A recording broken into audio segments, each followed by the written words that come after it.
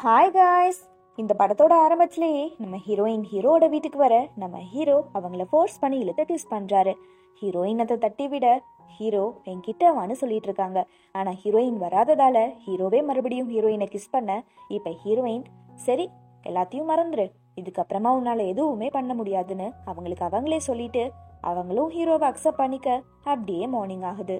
Heroine அழுதுகிட்டே ஒரு லெட்டரை எழுதி வச்சுட்டு கிளம்ப ஹீரோ இப்போ எழுந்திருச்சு நேற்று நைட் நடந்ததை நினச்சி பார்க்க அப்படியே இப்போ ஒரு ஃப்ளாஷ்பேக்கை காட்டுறாங்க. அதில் நம்ம ஹீரோவோட காலில் ஹீரோயின் விழுந்து சார் என் அம்மாவை எப்படியாவது காப்பாத்துங்கன்னு கேட்க ஹீரோ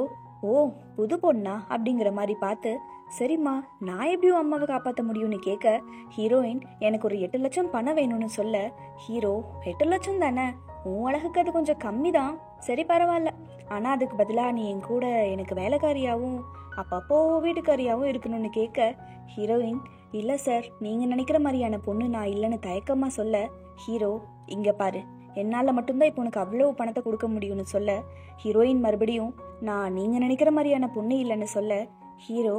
உனக்கு தேவையானதை நீ கேட்ட, எனக்கு தேவையானதை நான் சொன்னேன், உனக்கு பிடிச்சிருந்தா வா இல்லைனா போடின்னு சொல்லிட்டு போக ஹீரோயின் ரொம்ப நேரம் யோசிச்சு ஹீரோ கிட்ட வர ஹீரோ ஆமா எதுக்கு இப்போ உனக்கு பணம் வேணும்னு கேட்க ஹீரோயின் நான் என் அம்மாவை காப்பாற்றணும்னு சொல்றாங்க. அதுக்கு ஹீரோ இந்த பதில் ரொம்பவும் புதுசா இருக்குன்னு சொல்லி ஹீரோயினுக்கு 10 லட்சமா செக் போட்டு தந்துட்டு இதுவும் நல்லா தான் இருக்குன்னு சொல்ல ஹீரோயின் அந்த பணத்தை கொண்டு போய் கடனை தீர்த்துட்டு அவங்களோட அம்மாவை கூட்டிட்டு வரும்போது ஹீரோ அவரோட அசிஸ்டன்ட் கிட்ட அவ எனக்கு பட்டிருக்க கடனையும் சீக்கிரமாவே தீர்க்க சொல்லுங்கன்னு சொல்லி அனுப்ப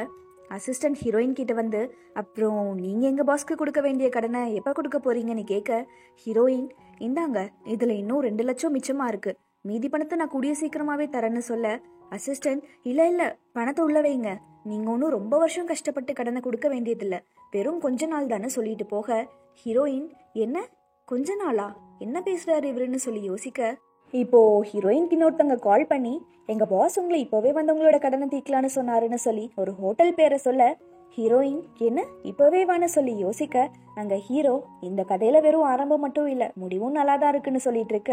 இப்போ நம்ம ஹீரோயின் அந்த ஹோட்டலுக்குள்ள வராங்க. அதுக்கப்புறமா தான் நம்ம முதல்ல பார்த்த கதை நடக்குது. இப்போ ஹீரோயின் வச்சு லெட்டர் எடுத்து பார்த்த உடனே அங்கிருந்து கோவமா கிளம்ப அப்படியே நாட்களும் ஓடுது. ஹீரோயின் பிரெக்னென்ட்டாவும் இருக்காங்க, அப்படியே அவங்களோட அம்மா கூட சந்தோஷமாவும் இருக்காங்க. இப்போ ஹீரோயினோட வீட்டுக்கு ஹீரோ வர அதை பார்த்த ஹீரோயின் அவரை வெளியே கூட்டிட்டு வந்து பேச வைக்கிறாங்க. நம்ம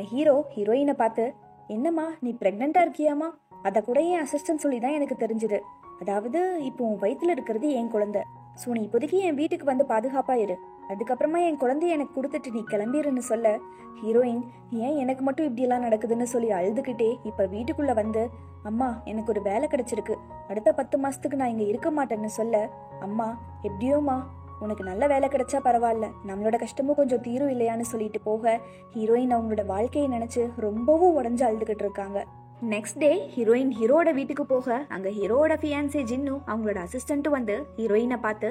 ஏண்டி ஏன் ஆலையே மயக்கி நீ உன் வலைக்குள்ள போட்டுக்கிட்டு நான் அவனுக்கு பொண்டாட்டியா மட்டும் இருந்துட்டு உன் மூலியமா அவன் வாரிசு எடுத்துப்பானான்னு கேட்டு ஹீரோயினை அடிச்சுட்டு போக அதை நினைச்சு ஹீரோயின் அழுதுகிட்டு இருக்கும்போது நம்ம ஹீரோ அங்கிருந்து வந்து அப்புறம் பார்த்தே ரொம்ப நாள் ஆச்சு எப்படி இருக்குன்னு கேட்டு பக்கத்துல வர ஹீரோயின் கையில இருக்கிற காயத்தையும் பாக்குறாரு. ஆனா அதை பெருசா எடுத்துக்காம உன்னை பார்த்தாலே எனக்கு ஏனோ ஒரு விதமான ஃபீலிங் வருது, ஏனே தெரில, ஆனா நான் உன்னை கொஞ்சம் மிஸ் பண்ணேன்னு சொல்ல ஹீரோயின் கொஞ்சமாவது மரியாதையோட நடந்துக்கோங்கன்னு சொல்ல ஹீரோ எப்படியும் நீ இங்க வந்துட்ட, அதனால இங்க என்ன நடந்தாலும் நீ அதுக்கு ஆல்ரெடி ரெடியாகி தான் வந்திருப்பன்னு சொல்லி ஹீரோயின் பக்கத்திலேயே வந்து நான் சொல்ற மாதிரி கேளுன்னு சொல்ல ஹீரோயின் ஹீரோ கணத்துல ஒண்ணு வைக்க ஹீரோ ரொம்பவும் கோபமாக ஹீரோயின் எனக்கு குழந்தை பிறந்த உடனேயே அந்த குழந்தைய உங்களுக்கு கொடுத்துட்டு நான் போயிடலாம் தானே கேட்டுட்டு இருக்க ஹீரோ ஆல்ரெடி நீ நிறைய பேசிட்டடி, இதுக்கப்புறமா கொஞ்ச நேரமாவது சும்மா இருன்னு சொல்ல நெக்ஸ்ட் டே ஆகுது. ஹீரோயினோட கையில பட்ட காயத்தை பாக்குறாரு, ஆனா அவளுக்கு என்னன்னா எனக்கு என்ன அப்படிங்கிற மாதிரி சொல்லி போக அப்படியே சில நாட்கள் ஆகுது. ஹீரோயின் சந்தோஷமா நடந்துட்டு வரும்போது அங்க ஜின்னும் அவளோட அசிஸ்டன்ட்டும் ஹீரோயினை கொலை பண்ண பிளான் பண்ணிட்டு இருக்கிறத பார்த்த ஹீரோயின் அங்கிருந்து தப்பிச்சு போக ட்ரை பண்றாங்க. ஆனா அதை பார்த்து ஜின்னோட அசிஸ்டன்ட் ஹீரோயினை துரத்திட்டு வரும்போது ஹீரோயின் கீழே விழுந்து அவங்களுக்கு ப்ளீடிங் ஆக ஸ்டார்ட் ஆகுது. ஹீரோயின் ப்ளீஸ் என்னை விட்டுருங்க, என்னை எப்படியாவது ஹாஸ்பிட்டலுக்கு கூட்டிட்டு போய் என் குழந்தைய காப்பாத்துங்கன்னு கெஞ்சினாலும் ரொம்பவும் கெட்டவனான ஜின்னோட அசிஸ்டன்ட் ஹீரோயினை பிரிட்ஜ் மேல இருந்து தள்ளி விட்டுட்டு போறாரு. நெக்ஸ்ட் டே ஆகுது. ஜின் ஹீரோ கூட நின்றுட்டு நம்ம மேரேஜ் எங்க வச்சுக்கலான்னு பேசிட்டு இருக்க. இப்ப ஹீரோவோட அசிஸ்டன்ட் வந்து ஹீரோயினையும் ஜியான், அதாவது ஹீரோவோட தம்பி, 2 பேரையுமே காணோன்னு சொல்ல,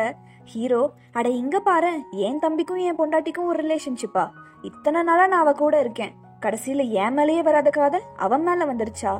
ஸோ இப்போ அவ என் தம்பி கூட என் குழந்தைய கொண்டு போயிட்டாளான்னு சொல்லி கோவப்பட, அப்படியே அசிஸ்டண்ட்டை பார்த்து எனக்கு அவன் என்ன ஆனாலும் பரவாயில்ல, ஆனா என் ஹீரோயின் எனக்கு வேணும்னு சொல்லி அனுப்பிட்டு, ஹீரோ இங்க இன்னும் 10 நாளுக்குள்ள குழந்தை பிறந்திருக்கும், இப்படி இருக்கும்போது இவ ஏன் இந்த மாதிரி பண்ணிட்டு இருக்கான்னு சொல்லி ஃபீல் பண்ணிட்டு இருக்காரு. ஆனா அசிஸ்டன்ட் ஒரு நியூஸை பார்த்துட்டு வந்து, எனக்கு தெரிஞ்சு ஹீரோயினுக்கு ஏதோ பிரச்சனை, ஏன்னா ஹுவாங்ஜியாங் ஹைவேல ஒரு கார் ஆக்சிடென்ட் ஆகி அந்த காருக்குள்ள இருந்தவங்க அங்க இருந்த பிரிட்ஜ்ல விழுந்து இறந்துட்டாங்களாம். அங்க சில பொருள்களை பார்த்துருக்காங்க, அதை இன்வெஸ்டிகேட் பண்ணும்போது நம்ம ஹீரோயினோட பொருள்னு தெரிய வந்திருக்குன்னு சொல்ல, ஹீரோவும் அசிஸ்டன்ட்டும் உடனடியாக அங்கிருந்து கிளம்பி அந்த பிரிட்ஜ் கிட்ட போறாங்க. அங்க ஜின் ஹீரோவை பார்த்து, அவ போனா போறா, உங்களுக்கு தான் நான் இருக்கேனேன்னு சொல்ல, ஹீரோ அங்கிருந்து கோவமா கிளம்ப, ஆப்போசிட்ல ஹீரோயினை ஜியான் ஹாஸ்பிட்டல்ல சேர்த்திருக்காங்க. ஹீரோயின் கண்ணை திறந்த உடனேயே சொல்ற வார்த்தை என் குழந்தை எங்கன்னு தான். இப்போ ஜியான் ஹீரோயின் கிட்ட வந்து, நான் தான் உங்களை ஹாஸ்பிட்டல்ல சேர்த்தேன், நான் அந்த பிரிட்ஜ் வழியா போகும்போது நீங்க மயக்கமா தண்ணிக்குள்ள இருக்கிறத பார்த்தேன், நான் ஹீரோவோட தம்பி தான், அதனால பயப்படாதீங்கன்னு சொல்லிட்டு இருக்காரு. இப்போ டாக்டர் ஹீரோயினோட குழந்தைய கொண்டு வந்து தர, ஹீரோயின் சந்தோஷமா குழந்தைய எடுத்துக்க, இப்போ ஜியான், நீ மறுபடியும் ஹீரோவோட வீட்டுக்கு போனா கண்டிப்பா அந்த ஜின் குழந்தைய ஏதாவது பண்ணிடுவா, அவளுக்கு ஹீரோவும் சப்போர்ட்டா இருக்கிறதால உங்க 2 பேருக்கும் தான் பிரச்சனைன்னு சொல்லி நான் உங்களை பாத்துக்கிறேன்னு சொல்ல, பாவம் நம்ம ஹீரோயின், நீங்க இப்ப எங்களை பாத்துக்கிட்டா அதுக்கப்புறமா ஹீரோ உங்களையும் சந்தோஷமா வாழ விட மாட்டாரு, அதனால நான் பண்ண தப்புக்கான தண்டனையா எப்படியோ கஷ்டப்பட்டு என் குழந்தைய நானே தனியா வளர்த்திக்கிறேன்னு சொல்ல, அதுக்கு ஜியான், சரிங்க அண்ணி, அட்லீஸ்ட் குழந்தையாவது என்கிட்ட கொடுங்க, நான் நல்லா வளர்த்துறேன்னு சொல்லிட்டு இருக்காரு. பாவம் ஜியான், இவரும் நம்ம ஹீரோவை விட நல்லவரா இருக்காரு. கட் பண்ணி ஹீரோவை காட்டுறாங்க, அவரும் ஹீரோயின் இல்லாததை நினைச்சு ஃபீல் பண்ணிட்டு இருக்க, அங்கிருந்து ஜின் வந்து அப்படியே கம்பெனி ப்ராஜெக்ட் பத்தி பேசுற மாதிரி ஆரம்பிக்க, ஹீரோ, ஏண்டி இதுதான் ப்ராஜெக்ட் பத்தி பேசுற டைமா, போய் தூங்குன்னு சொல்ல, ஜின், இல்ல நமக்கு இன்னும் சில நாட்கள்ல கல்யாணம் ஆக போகுது, அதை நினைச்சு உனக்கு சந்தோஷமா இருக்கான்னு கேட்டு ஹீரோவை கிஸ் பண்ண, ஹீரோ, நீ இப்படிப்பட்ட ஒரு பொண்ணுன்னு நான் நினைக்கலன்னு சொல்ல,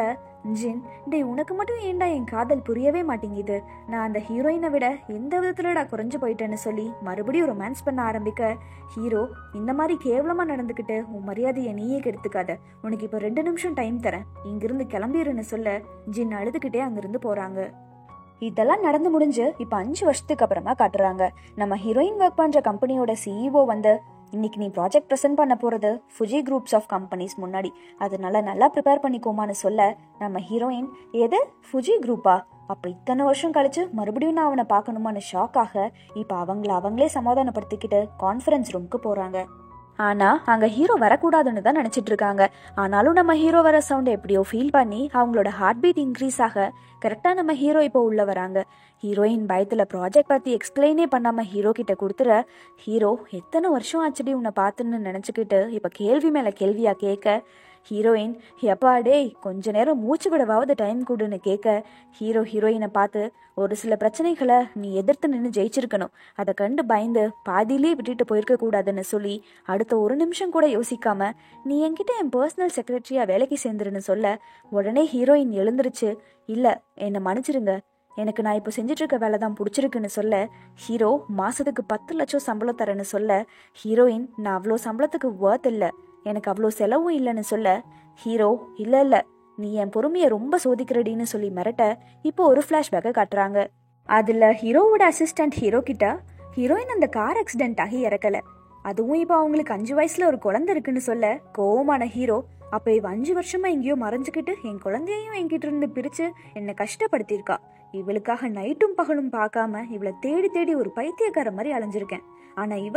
ஏதோ ஒரு இடத்துல என் குழந்தைய வச்சுக்கிட்டு நான் எல்லாமே சந்தோஷமா வாழ்ந்துட்டு இருக்கான்னு சொல்லி உடனடியா அவ இப்போ வேலை செஞ்சுட்டு இருக்க கம்பெனிக்கு போங்கன்னு சொல்றாரு. கட் பண்ணா பிரசன்ட்ல ஹீரோயினை பார்த்து, உன் கண்களை திறந்துக்கிட்டே என்கிட்ட போய் சொல்லிட்டு இருக்கியான்னு மிரட்ட, பயந்த ஹீரோயின், எனக்கு கொஞ்சம் டைம் வேணும், தயவு செஞ்சு நாளைக்கு காலையில வரைக்கும் டைம் தாங்கன்னு கேட்க, ஹீரோ, எதுக்கு, இந்த ஊரை விட்டுட்டு ஓடி போறக்கான்னு கேட்டு, சரிடி டைம் எடுத்துக்கோன்னு சொல்லி அனுப்ப, நம்ம ஹீரோயின் டைரக்டா வீட்டுக்கு வந்த உடனே குழந்தை டியானை பார்த்து, அம்மாவும் நீயும் இன்னைக்கு உடனடியா ட்ரிப் போலான்னு சொல்ல, டியான், யார் கூடமா, அப்பா கூடயான்னு கேட்க, ஹீரோயின், எது உன் அப்பனான்னு சொல்லிட்டு பார்க்க, ஹீரோ, வாடி என் செல்ல பொண்டாட்டின்னு சொல்ல, ஹீரோயின் சீக்கிரமா டியானை கூட்டிட்டு கிளம்ப போறாங்க. ஆனால் டோர் லாக் ஆகியிருக்கு. அதை பார்த்து ஹீரோயின் ஒரு பக்கம் ஷாக் ஆக, ஹீரோ என் செல்லம் எத்தனை நாள், சாரி எத்தனை வருஷம் கழிச்சு நம்ம 2 பேரும் மீட் பண்ணுறோம், பாசத்தோட என்னை வந்து கட்டிப்பிடிப்பேன்னு பார்த்தா இப்படி குழந்தைய கூட்டிகிட்டு ஓட பார்க்குறியேன்னு வில்லத்தனமா சொல்ல, இதோட இந்த பார்ட் முடியுது.